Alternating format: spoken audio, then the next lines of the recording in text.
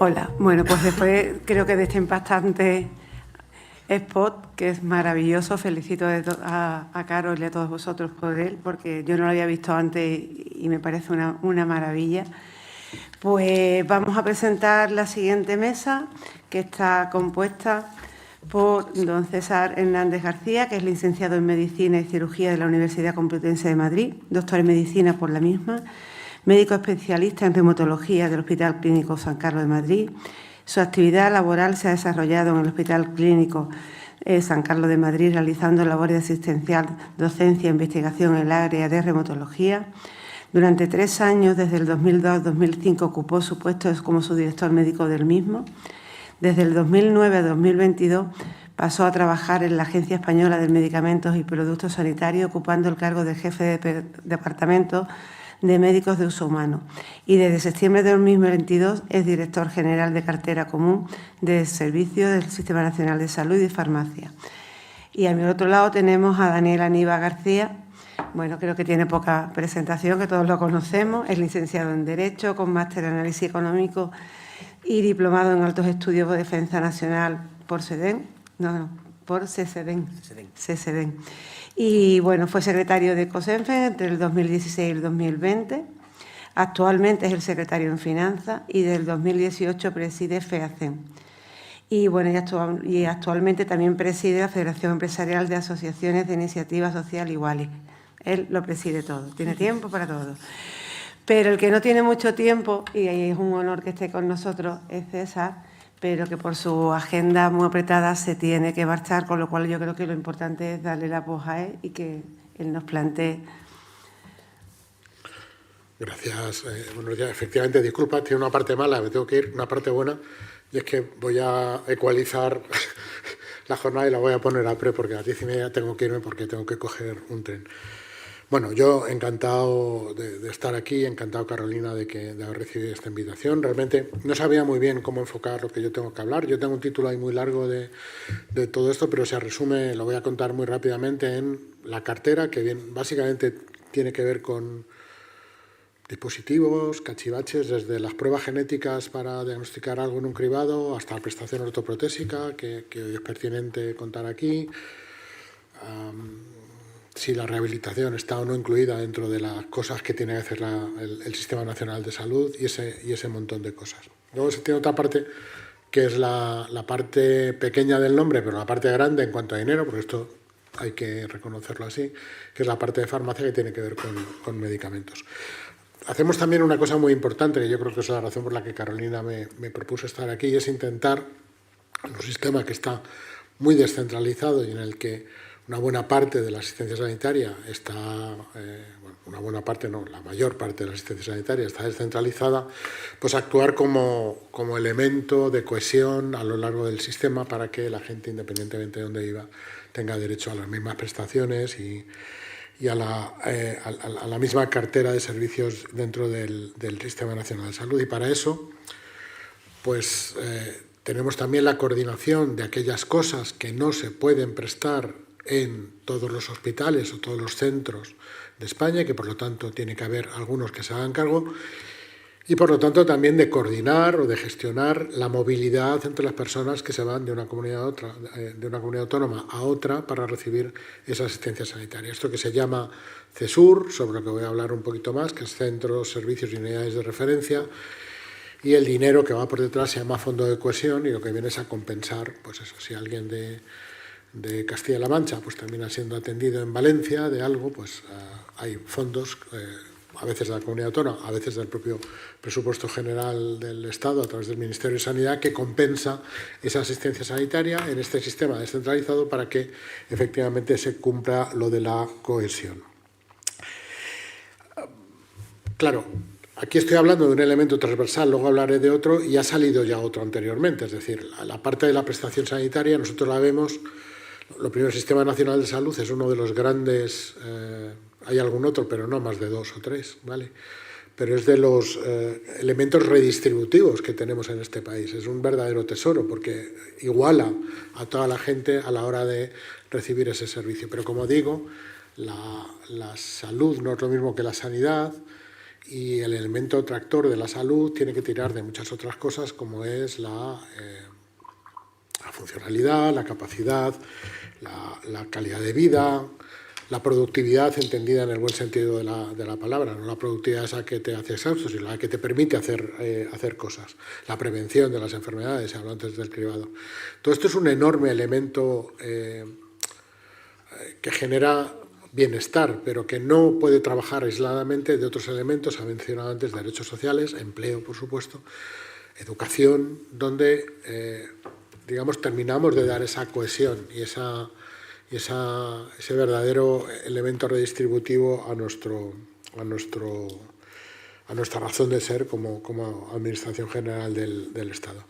Además, tira de otros elementos. Yo no es hoy el foro, pero generalmente lo hablamos, porque ser capaz de tener eso, ser capaz de tenerlo para toda la ciudadanía, pues tira de cosas como innovación, tira de cosas como fabricación, que al final termina generando también empleo, industrialización. Es decir, es un poco un círculo virtuoso en el que todo eso tiene que estar alineado, porque si queremos tener soluciones cada vez mejores para las personas, pues alguien las tiene que inventar, alguien las tiene que hacer el prototipo, llevarlas, y alguien las tiene que utilizar, y al final alguien tiene que pagar por ellas. Y generalmente ese alguien que tiene que pagar por ellas, pues es el Estado, puesto que tenemos un sistema que funciona aquí.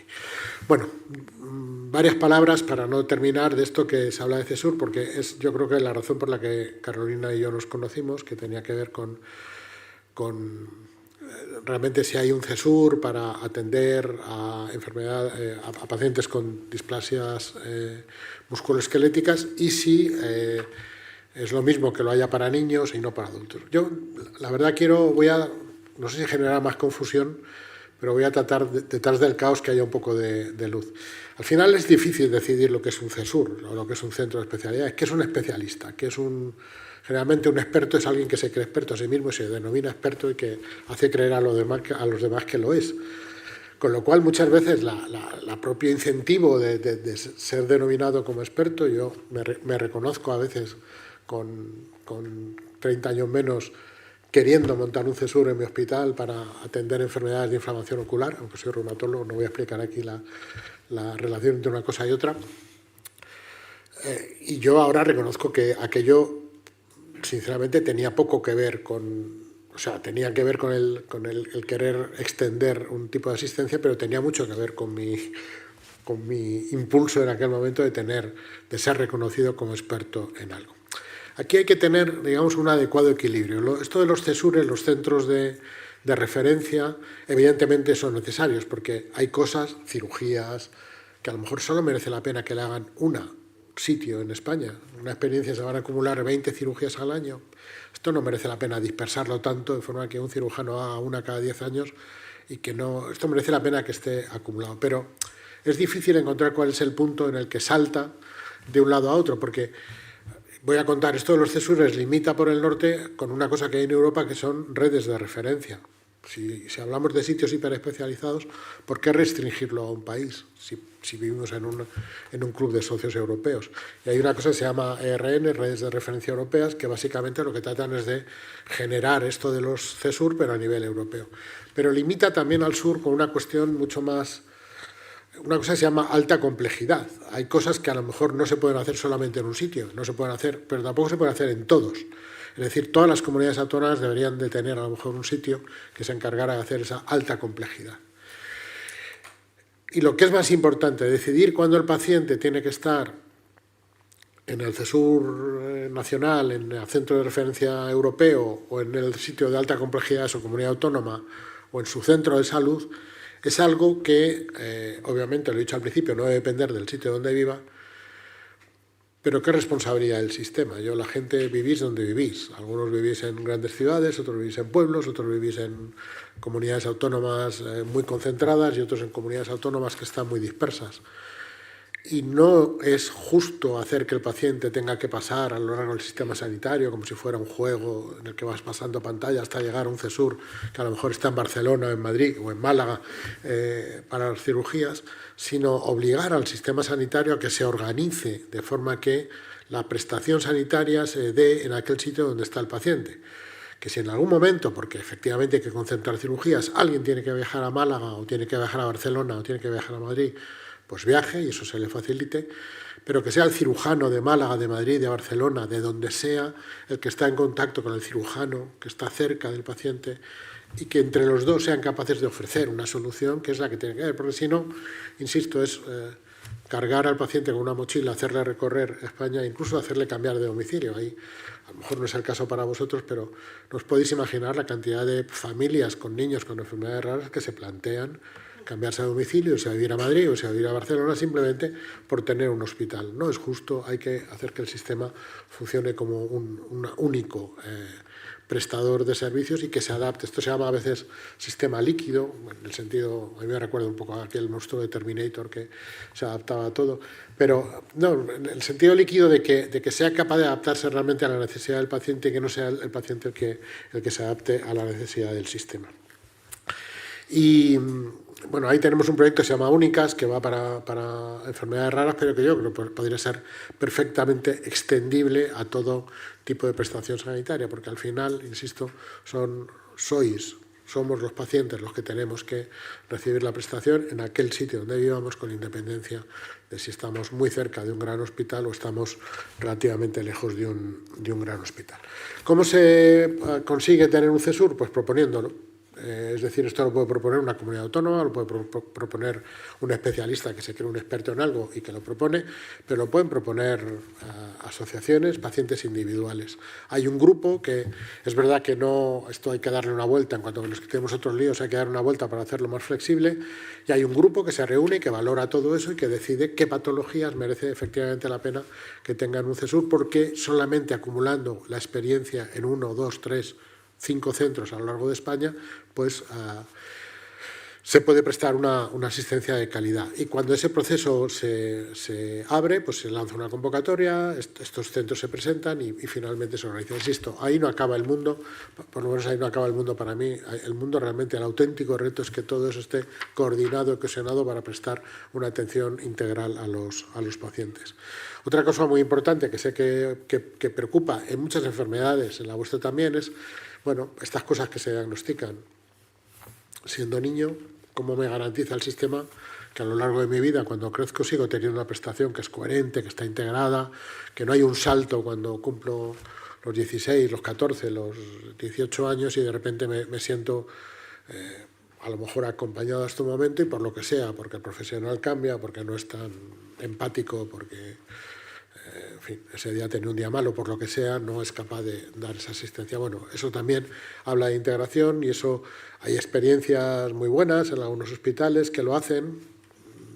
Por ejemplo, Sant Joan de Déu lo hace de forma programada, pero incluso en los hospitales a veces hay quejas de pacientes que no se sienten bien acompañados. Es un tema que desde luego hay que trabajar.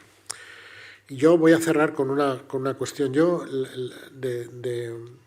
cuando la gente viene y me reclama CESUR y todo eso y les explico cómo se consigue y cómo se puede perseguir y a veces lo lento que puede terminar de ser el proceso en cuanto a la evaluación, la convocatoria, primero la ficha de la patología, luego la convocatoria. Hay veces que no es un CESUR para todo, es decir, no es acondroplasia o displasia, es la cirugía tal de esa situación, porque el resto de la enfermedad pues se puede seguir llevando en otros sitios.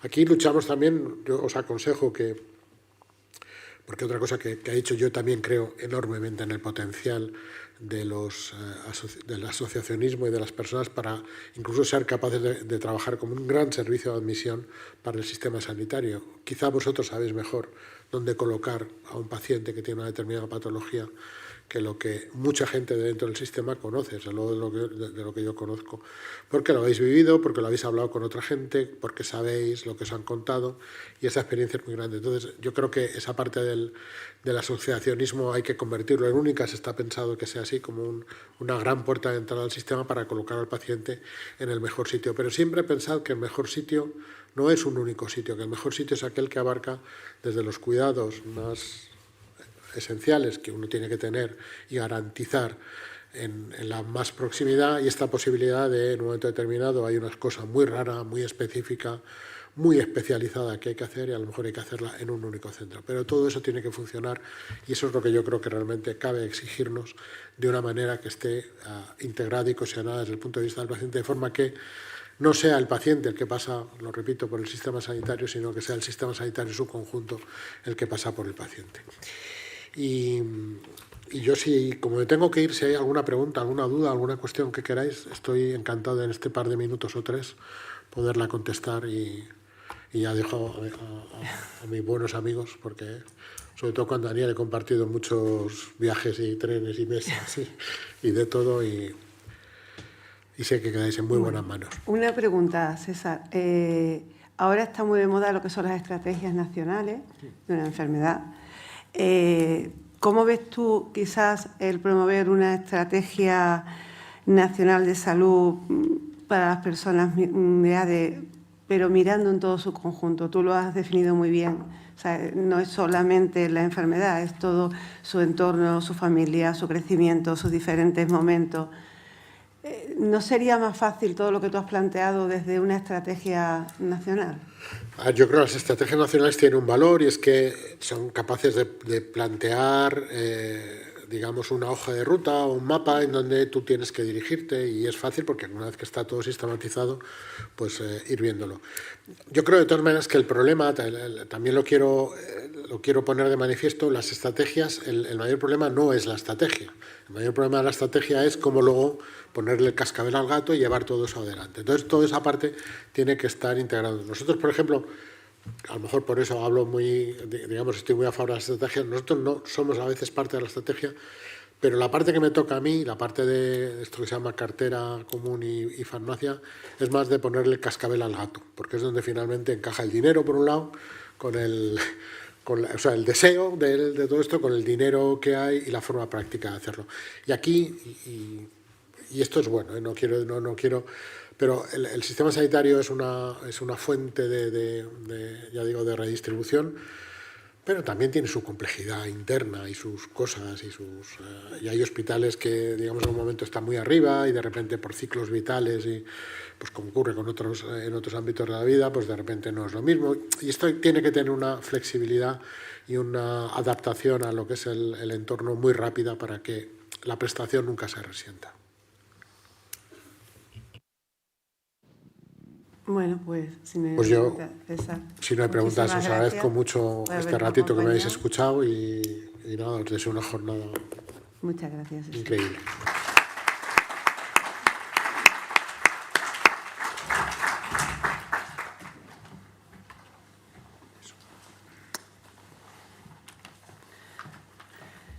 Bueno, Dani, nos quedamos, tú y yo. Venga, vámonos. Los retos, ¿cómo lo ves? Y yo sé que tú tienes una experiencia con los ESUR que han salido, que también a lo mejor es interesante que nos cuentes tu experiencia con los ESUR de hemofilia. Lo primero, cuando has presentado, he dicho que no soy presentable, lo que quiere decir que soy impresentable. No, he dicho que todos te conocemos. Tienes toda la razón, que soy impresentable. Y decir que habéis tenido una suerte, y lo digo de verdad, escuchar a César, porque yo lo poco que sé de sanidad se lo debo a César, porque César en muy lejano 2008 un día me cogió de la mano y me llevó a la Agencia del Medicamento, al Ministerio de Sanidad, y yo lo poco que sé ha sido lo que he aprendido de César. Lo he dicho muchas veces en público, ahora no está él, pero aún así es asequible. Sabéis que es verdad que escucha y yo tengo la oportunidad de recorrerme España con él, y lo poco que sé lo sé gracias a César. Lo primero, si me permitís hablar de los cesures, puedo contaros una experiencia real, que es la experiencia de los cesures en coagulopatías congénitas, en hemofilia. Es una idea, y ya esto es abuelo cebolleta, que la primera vez que se habló con un director general de cartera fue en el año 2012 y la primera designación fue en el año 2020. Lo cual quiere decir, esto que comentaba el director general, de el retraso de los tiempos es complicado, porque hay que poner un cascabel al gato y es un proceso muy complejo. Es un proceso en el que muchas veces tienes ganas de tirar la toalla, de no seguir, pero si no es como esa gota malaya que orada, no se consigue. Tened en cuenta que crear un CESUR requiere un proceso administrativo muy complejo, este grupo de designación, tiene que ir a la comisión de prestaciones, a la interterritorial, ser firmado finalmente por el ministro o ministra, lo cual es un proceso muy complicado. Pero yo siempre digo que es muy complicado, que es muy lento, que muchas veces no sabes para qué lo estás haciendo, porque dices, llevo con esto 5 años y no he visto ningún cambio, pero cuando ves firmado por la ministra de turno, en este caso fue ministra la que lo firmó, la designación de cesures, te das cuenta de que ha merecido la pena. Y ha merecido la pena por una cosa que ha comentado el director general con ese sarcasmo tan suyo, que es ¿quién es el experto? Porque le ha dicho, experto es el que se cree experto. Y en este país todos nos creemos expertos, pero no todos son expertos. Y los cesures es un proceso de acreditación del expertise. Es un proceso de acreditación del expertise tremendamente amplio y complejo, que va desde lo epidemiológico, es decir, a cuánta gente ves al año con esta patología, a la parte de actividad. Y usted que dice que opera mucho, ¿cuánto opera de verdad? Enséñeme los datos. Y la parte de formación, educación y de coordinación. En el mundo de la hemofilia, este año ha habido un proceso muy reciente de reacreditación y por transparencia hemos podido acceder a los datos de actividad. No sabéis la cantidad de mentiras que existen en los congresos científicos y pero sin embargo al ministerio se le manda verdades, porque va un auditor que coge la historia clínica y dice, este señor ha hecho 5 cirugías, no ha hecho 6 ni ha hecho 4, ha hecho 5. Esa es una persona que hace un par de días en un congreso ha dicho que yo tengo la mayor serie histórica de cirugías de España. Por lo tanto, este es un proceso muy importante que es el de la acreditación del expertise. En este proceso también creo que es muy importante la participación del paciente, porque los criterios de designación suelen ser criterios a veces que digo yo muy duros, ¿no? Cirugías, pacientes que ves, XXXX.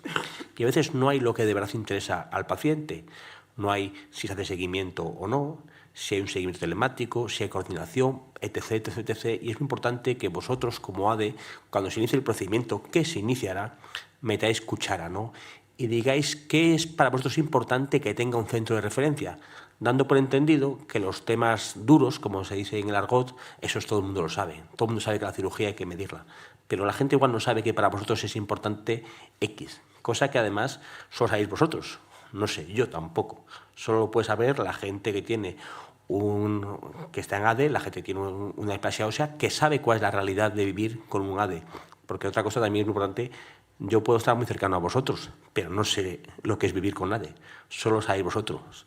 Y lo que es importante para vosotros, solo lo sabéis vosotros. He tomado un par de comentarios a lo que ha hecho el director general y luego me pongo a hablar de lo que me tocaba a mí. Otro elemento importante es la redistribución.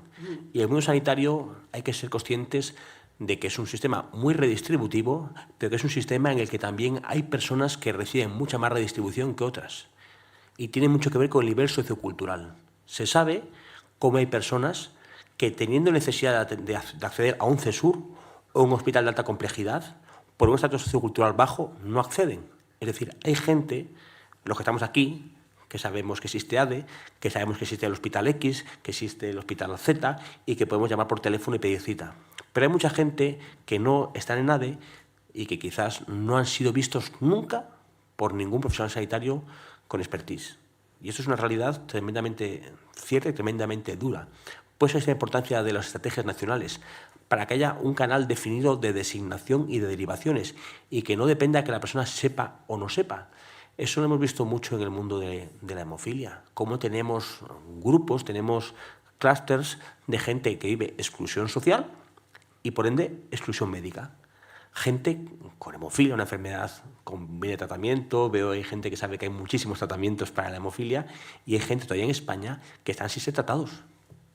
Bien tratados, que un día les ven en el hospital de Puerto Llano, al día siguiente en el de Talavera, porque son personas que tienen una exclusión social añadida con la enfermedad y eso hace que el sistema deje de sea mucho menos redistributivo que lo que es para la persona que vive en Madrid al lado del Hospital La Paz, que esa persona tiene acceso a todo, ¿no? Y aquí es muy importante la estrategia nacional para hacer que esto sea más redistributivo, para que sea redistributivo para todos, ¿no? Y que no ocurra esto de las redistribuciones inversas de los recursos, que viene a decir algo así como el que menos necesita el recurso es el que más accede al mismo, porque el que más necesita los recursos, como está excluido, no es capaz de acceder al mismo. Otro elemento tremendamente importante que ha comentado el director general es la necesidad de centros de alta complejidad regionales.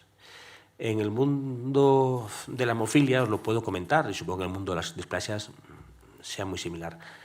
Hay un gran problema con las regiones de alta extensión geográfica. Me viene a la mente Castilla-La Mancha y Extremadura.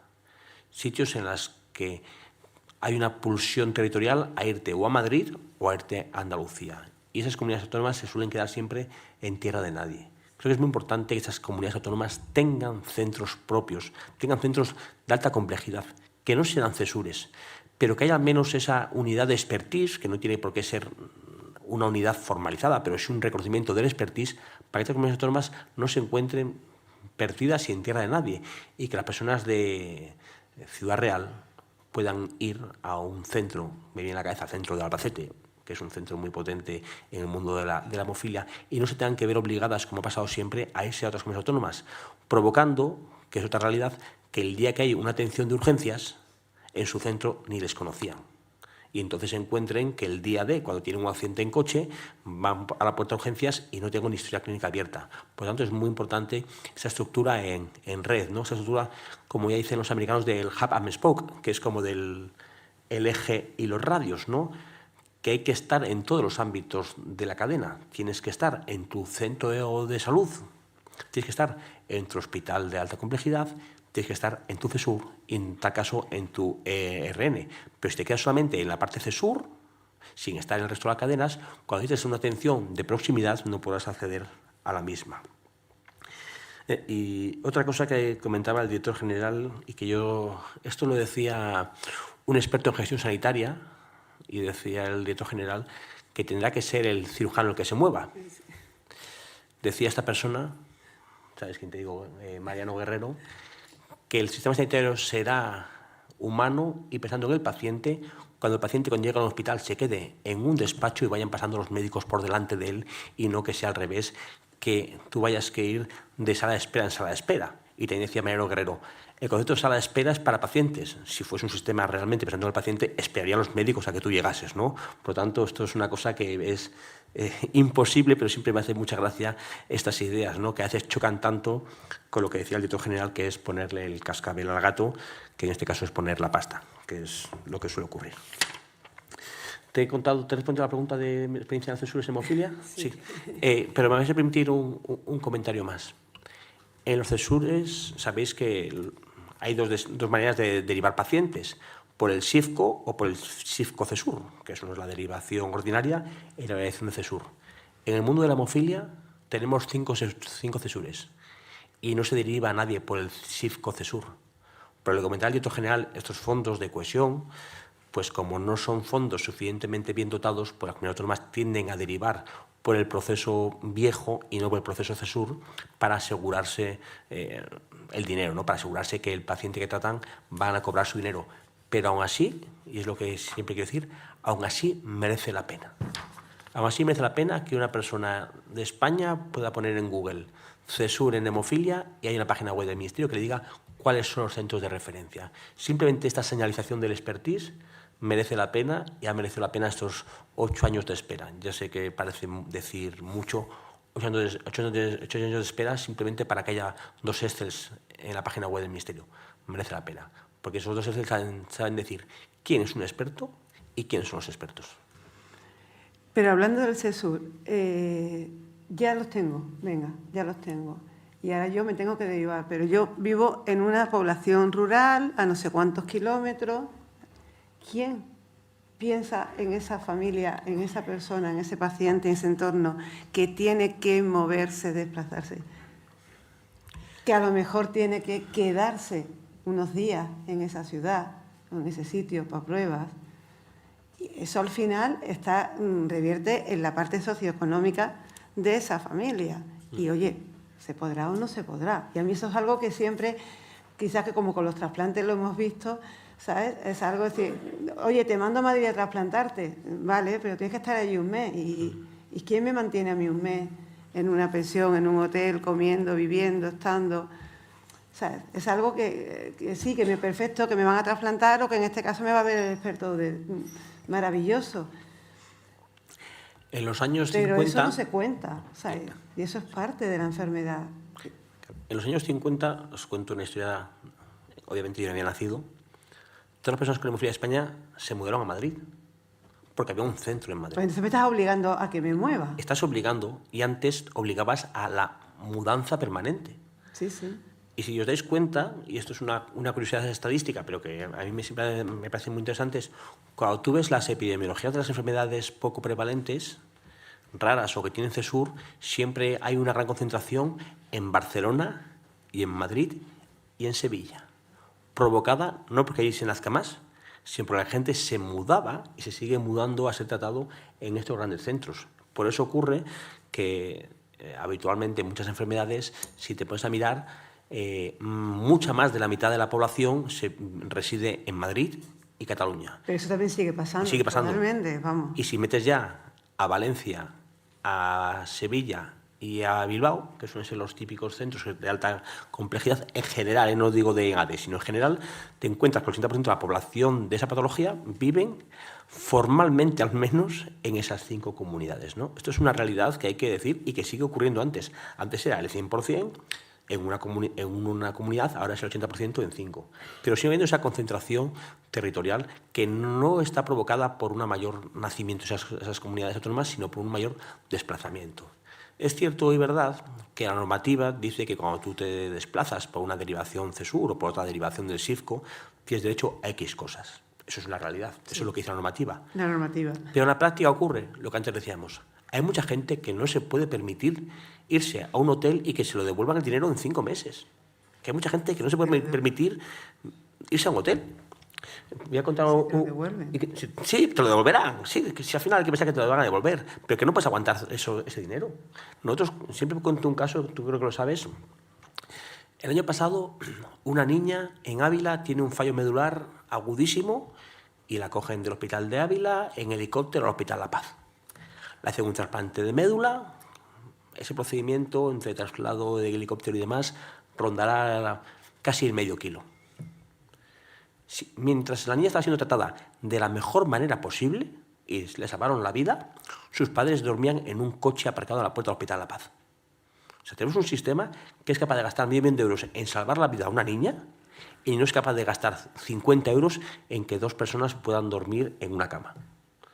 Si no es porque el jefe de servicio de La Paz me llama a mí y Fedemo tenemos un piso de acogida en el que esos padres pudieron estar 5 días duchándose, porque dormir no dormirían, probablemente estaban muy agobiados, pero al menos pudieron ducharse, y eso es una realidad actual, que tenemos un sistema FETEN en atención sanitaria en salvar la vida a esa niña, en trasplantar el hígado a una persona, pero no en dar el resto de coberturas a la gente. Otro elemento que tiene que ver con esto es el ensayo clínico. Sabéis que en ensayo clínico también aquí hay una concentración muy fuerte de centros por motivos de N de pacientes, en los cuales la teoría dice que el paciente que participa en un ensayo clínico tiene derecho a reintegro de los gastos de todos sus tal, que es así y se le reintegra. Pero hay gente que no es capaz de adelantar el taxi de Talavera a Madrid porque no tiene su cuenta corriente 50 euros. Es que no olvidemos que hay muchísima gente, de nuestra gente, porque la gente con discapacidad es gente más pobre de la media, que no tiene 50 euros para pagar un taxi y que luego se lo reintegren. Y si no somos capaces de pensar en eso, viviremos un sistema FETEN, para los que tenemos en aquí el bolsillo 50 euros, que bueno, nos lo adelantamos y no lo devolverán, pero estamos dejando a mucha gente atrás. Y si no fuese por los pisos de acogida, como los de FENET, o como los de Fedemo, o como los de Alcer, habría mucha gente que no puede hacer efectivo este derecho. Porque sí, te devuelven el dinero, pero al año. Y al año la gente no es capaz de aguantarlo. Por eso este sistema es redistributivo, pero es imperfectamente redistributivo, porque redistribuye muy bien entre las clases medias y altas, pero tiende a redistribuir peor en las clases bajas porque no tienen capacidad de acceder al sistema. Vale. Hay 3 temas que me gustaría, tenemos poco tiempo ya, que se tocaran. Uno es la importancia del reconocimiento del baremo de la discapacidad. Otra es la necesidad de la formación y el empleo. Te cuento los tres porque tienes como 10 minutos. Tengo 10 minutos. Para Pues, que te reorganices. no, sí, yo también tengo la hoja que me han pasado, ¿eh? Y la última es las estrategias y atención holística. Pero si me permites, voy a centrarme más en el baremo, porque Vale. creo que es un tema Complicado. y bonito. Lo primero, ¿qué es discapacidad? Porque creo que a veces el problema es que no tenemos claro qué es discapacidad. Y la discapacidad es, lo primero, una situación de discriminación. Otra persona con discapacidad se encuentra discriminada, porque esa es la definición de la discapacidad. ¿Qué diferencia a esta discriminación de otras discriminaciones? Los elementos constitutivos de la misma. Un elemento básico, que es la deficiencia, que en el mundo de la discapacidad orgánica podemos prácticamente equipararla con una enfermedad. En el mundo de la discapacidad física motórica podemos equiparla prácticamente con una falta de funcionalidad motórica, y en otras discapacidades, pues obviamente la deficiencia de una persona ciega es la deficiencia visual, etc, etc, ¿no? Eso es lo primero. Discapacidad tiene una pata que es deficiencia y otra pata que es entorno, que es la discriminación basada en el entorno, en entornos que no son accesibles, en entornos que son discriminatorios. Por lo tanto, para medir bien discapacidad, tenemos que medir bien ambas partes. La parte de enfermedad, la parte de deficiencia y la parte de entorno. ¿Qué ocurre con el baremo actual? Que la parte de deficiencia es fácil de medir, porque es una parte bastante dura, ¿no? En el caso de la hemofilia. Niveles de factor 8 por debajo de 1 es X, por debajo de 5 es esto, y por debajo de 40 es esto. No hay duda, es marcar las casillas. Y vemos en la valoración de discapacidad que la valoración de la deficiencia global de la persona suele fallar poco. Hombre, pues igual no estás de acuerdo, pero suele ser bastante razonable. Casi nunca que vemos una valoración de la discapacidad en la parte de deficiencia global de las personas nos chirría profundamente. Pero el resto de las partes, y medir la persona al entorno, a cómo realmente esta enfermedad interactuando con el entorno te provoca las limitaciones, esto es tremendamente complicado, pero tremendamente bonito. Y es lo que no se hace. Y es lo que somos conscientes de que no se está haciendo. No se está analizando bien la discapacidad en nuestro país, no por la parte de las deficiencias, que suelen ser valoraciones bien hechas, sino la parte del famoso BLA, el baremo de limitaciones de la actividad. Y no se hace bien porque no se está pasando bien.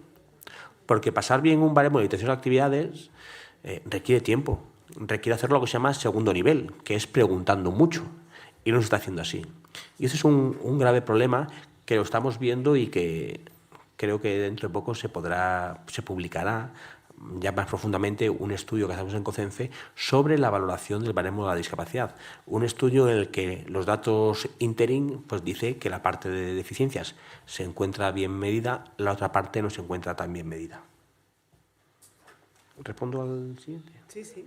La última es la de la Estrategia Nacional de Atención Holística, ¿verdad? Bueno, pero como esa la habla un poco César, Vale. si nos cuentas algo sobre la importancia de la formación y el empleo, o sea, los obstáculos que se encuentran las personas para llegar a formarse, a poder... Yo creo que además de esto hay un obstáculo tremendo que es, voy a pensar a la persona que ya está trabajando y se encuentra con una cantidad de problemas en su trabajo. Entre ellos, y yo sé que aquí hay gente en la sala que sabe mucho más de hecho laboral que yo, y la estoy viendo a la persona que sabe mucho más de esto que yo, vivimos en un sistema on-off, en un sistema en el que la gente trabaja o no trabaja, en el que la gente trabaja o recibe una prestación, y en el que la gente o trabaja a jornada completa y tiene dinero, y si trabaja a jornada parcial es pobre. Así. Y en el mundo de la discapacidad muchas veces las parcialidades son necesarias, porque muchas veces no puedes trabajar a jornada completa. No porque no quieras, sino porque trabajar a jornada completa machaca tu salud y requieres adaptarte. ¿Qué ocurre? Que si trabajas a media jornada eres pobre. Por lo tanto, te ves obligado a trabajar a jornada completa y machacarte la salud.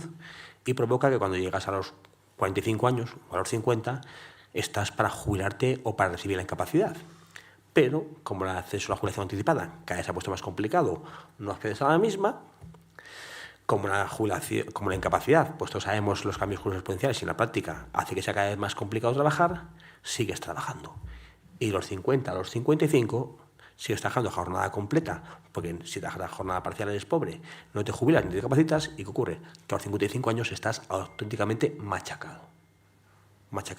Y esa persona que a los 55 años se encuentra fatal de salud, porque no se ha pensado que esa persona, igual durante alguna parte de su vida puede trabajar a jornada completa, otra parte de su vida podía trabajar a media jornada y otra parte de su vida no podía trabajar nada, pero tenía que tener un nivel de recursos y de ingresos que le permitiese vivir con dignidad. Y como no existe esa cobertura de ingresos, hace que las personas se vean obligadas a machacarse.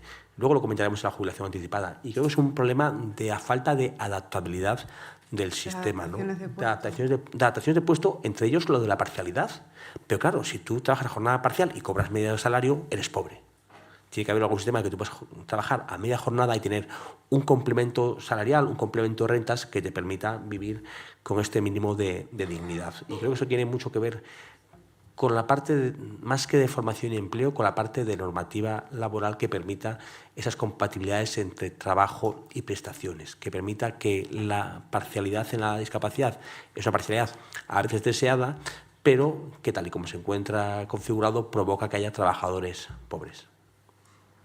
Bueno, y ya para terminar, darnos tu opinión sobre lo que hemos planteado, César, de la necesidad de una estrategia nacional para las personas con ADE que mida a las personas en su conjunto, en su totalidad, no solo en la enfermedad, sino en el paciente 360. Claro, ocurre una cosa y es que la estrategia nacional, la estrategia de salud, las hace Salud Pública, que es la dirección general más holística del Ministerio, quizás. Pero al final hace estrategias nacionales de salud, en las que no hay colaboración con el resto de ministerios.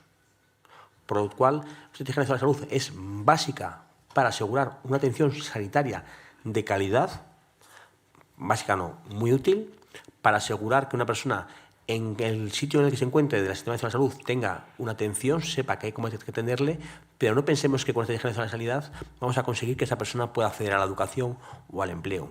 Pero será un cambio muy importante. Sobre todo para mí, lo que es básico en la estrategia nacional es que todas las personas, mejor dicho, muchas personas van a saber a qué tienen derecho y van a saber a dónde pueden acceder.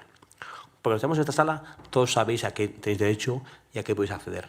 Pero hay mucha gente fuera que no lo sabe y el médico de turno tampoco lo sabe.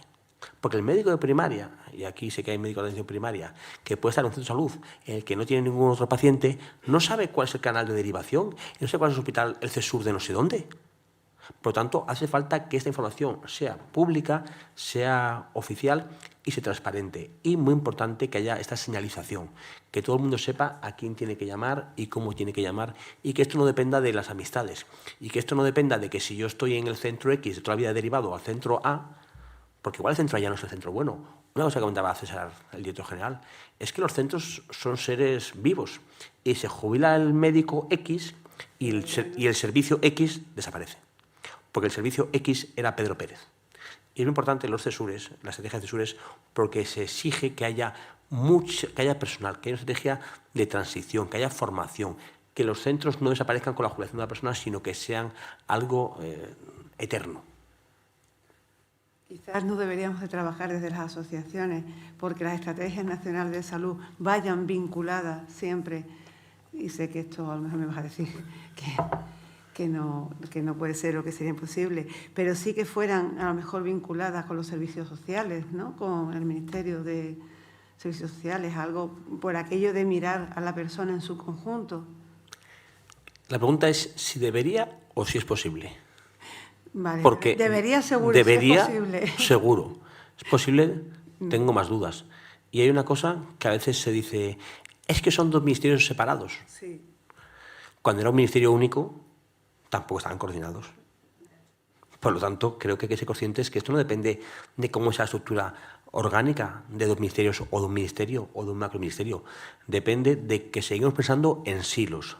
Y el que está en el hospital piensa en el hospital, el que está en primaria piensa en su centro de salud y el que está en servicios sociales pensamos en un mundo que es además mucho más líquido y más difuso, porque no son grandes centros, ¿no? Son atenciones. Y nadie es capaz de mirar con la mirada de la milla, de lejos, y decir, pues esto es así.